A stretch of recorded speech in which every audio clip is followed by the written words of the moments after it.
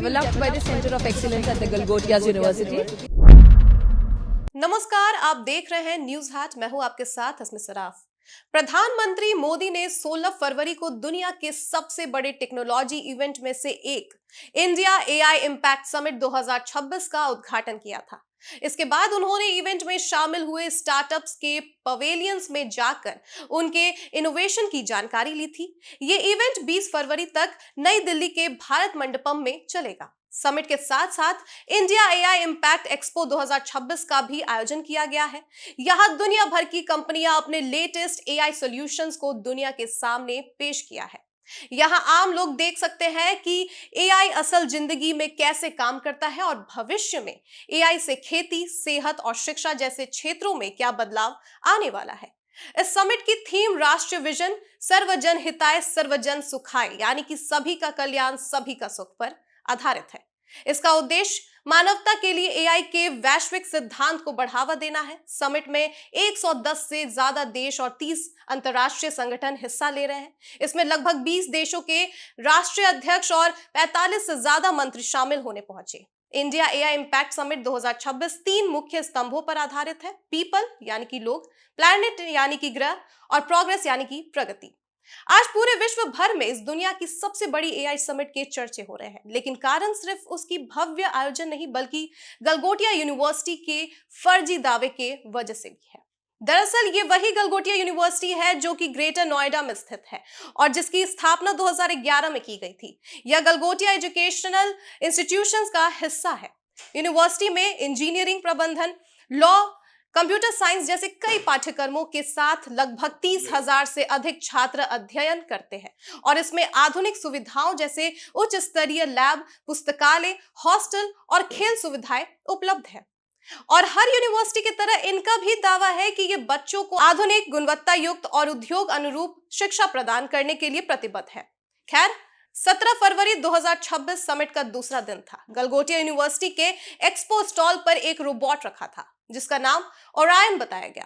Professor Neha Singh जो कि communication department head है, उन्होंने डीडी न्यूज को इंटरव्यू देते हुए कहा कि यह रोबोट यूनिवर्सिटी के सेंटर ऑफ एक्सीलेंस में डेवलप किया गया है। उस वीडियो को हम चाहेंगे कि आप भी देखें। This is Orion. You need to meet Orion, and this has been developed by the Center of Excellence at the Galgotias University. This has been developed by the Center of Excellence at the Galgotias University. आपने सुना कि ये जो professor है जिससे DD news के reporter बात कर रहे हैं, उन्होंने कहा कि this is Orion and this has been developed at the centre of Galgotia university, जिसका अर्थ है कि ये ओरायन है और इसे बनाया गया है, विकसित किया गया है गलगोटिया यूनिवर्सिटी के द्वारा।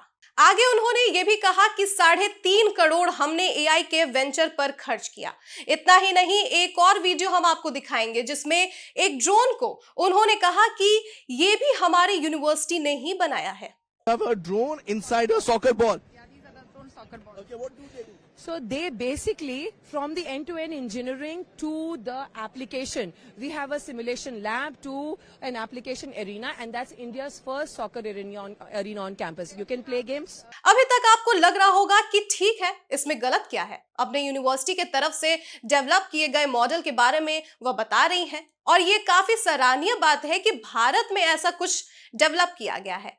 डिजिटल इंडिया के हैंडल से भी इस रोबोट की तारीफ की गई। Ministry of electronics and IT ने भी तारीफ किया, लेकिन ट्विस्ट आपको पता है क्या है? हम आपको बता दें कि ये मैडम जो भी बात बोल रही हैं, दरअसल सब झूठ है। ये रोबोट चीन का है जो वहां करीब $2,000-3,000 तक मिलता है।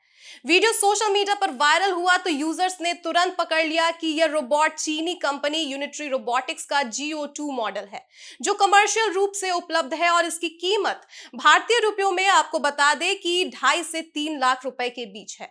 मिस्टर शर्मा नाम के किसी यूजर के ट्वीट को आप देख सकते हैं जिन्होंने इनका पोल खोला है और लिखा है कि भारत को इस कदर झूठ बोल के अपमानित करना बंद करो। चाइनीज पल्स जो कि एक चाइनीज मीडिया हैंडल है, उसने भी लिखा है कि चाइनीज रोबोट को भारत का एक यूनिवर्सिटी अपना बताकर एआई समिट में पेश कर रहा है। बता दें आपको कि इस रोबोटिक डॉग का नाम तो ओरायन है भी नहीं, इसका असली नाम तो कुछ और है जिसका इन लोगों ने भारत में नामकरण ओरायन किया है।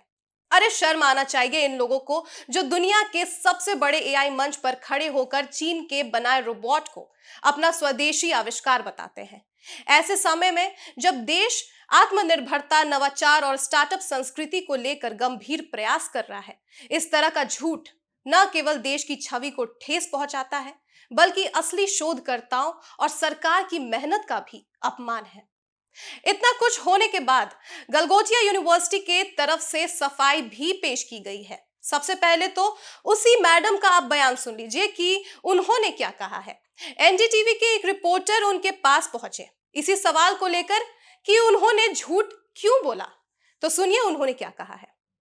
चाइना की कंपनी से आप लोगों ने खरीदा और आपने ये बता दिया कि हमारा ये प्रोजेक्ट है, इसकी वजह से विवाद पैदा हुआ। विवाद इसलिए पैदा हुआ क्योंकि हमने जो कहा उसको ठीक तरह से डिकोड नहीं किया गया।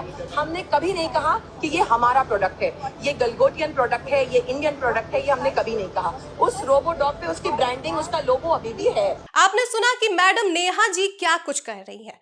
उनके बातों को अच्छे से डिकोड नहीं किया गया, उनके बात को सही से नहीं समझा गया। उनका कहना है कि इन्होंने कहा ही नहीं कि उस रोबोट को यूनिवर्सिटी के तरफ से डेवलप किया गया है। तो मैडम वो क्या था? This is Orion and this has been developed at the centre of Galgotia university. ये आपके ही शब्द हैं। This is Orion. You need to meet Orion, and this has been developed by the Center of Excellence at the Galgotias University. झूठ बोल के मुकरना कोई इस madam से सीखे। अरे इन मैडम ने तो ये तक झूठ बोला है कि एक ड्रोन जो कि उनके द्वारा ही उस समिट में दिखाया गया वो भी चीन का प्रोडक्ट है। इन्होंने उससे भी अपना बता दिया। लगता है मैडम का चीन के साथ कुछ अलग ही खास लगाव है कि ये वहां के प्रोडक्ट को अपना बताकर इस कदर अपनी और पूरे भारत की झूठ बोलकर बेइज्जती करा रही हैं। चलिए, मैडम ने तो जो सफाई पेश किया है वो आपने सुन ही लिया, पर इस बेशरम यूनिवर्सिटी के तरफ से भी इस पूरे मामले पर सफाई आई है। उन्होंने अपनी गलती एक्सेप्ट नहीं की है, बल्कि कहा है कि उनके खिलाफ प्रोपेगेंडा किया गया। दूसरे पोस्ट में उन्होंने जो लिखा वो भी हम आपको बता दें। एक और हम आपको पोस्ट दिखाएंगे जिसमें उन्होंने कहा है कि वो एक्सेप्ट करते हैं कि ये रोबोटिक डॉग उन्होंने नहीं बनाया है। गलगोटिया यूनिवर्सिटी के रोबोडॉग विवाद ने पूरे देश में हंगामा मचा दिया है। एक तरफ यूनिवर्सिटी का कहना है कि रोबोट ओरायन को उन्होंने कभी अपना इनोवेशन नहीं बताया, बस स्टूडेंट्स की रिसर्च के लिए खरीदा था। दूसरी तरफ सरकार ने इसे मिस इन्फॉर्मेशन और नेशनल एम्बैरसमेंट बताया और स्टॉल खाली करने का आदेश दे दिया है। इस पूरे मामले पर आईटी सेक्रेटरी एस कृष्णन ने साफ कहा कि एग्जिबिटर्स को ऐसे आइटम्स नहीं दिखाने चाहिए जो उनके नहीं है। सरकार ने इसे मिस इन्फॉर्मेशन बताया है और कहा कि समिट में सिर्फ जेन्युइन और ओरिजिनल वर्क को जगह मिलनी चाहिए। 18 फरवरी को स्टॉल की बिजली काट दी गई और यूनिवर्सिटी को तुरंत एक्सपो खाली करने का आदेश दे दिया गया। सरकार ने इसे नेशनल एम्बैरसमेंट बताया। सरकार ने कड़ा एक्शन ले लिया है और इस पूरे मामले पर और वह काफी ज्यादा सख्त नजर आ रही है। लेकिन ऐसे सिचुएशन में कांग्रेस का रुख देखने लायक है। राहुल गांधी ने पोस्ट कर लिखा है कि एआई समिट बिखरा हुआ और दिखावटी पीआर कार्यक्रम बन गया। वह लिखते हैं कि हम जिस देश को अपना दुश्मन मानते हैं उसके प्रोडक्ट को ही डिस्प्ले कर रहे हैं। कांग्रेस ने पोस्ट कर लिखा है कि मोदी सरकार ने भारत को दुनिया भर में हंसी का पात्र बना दिया है।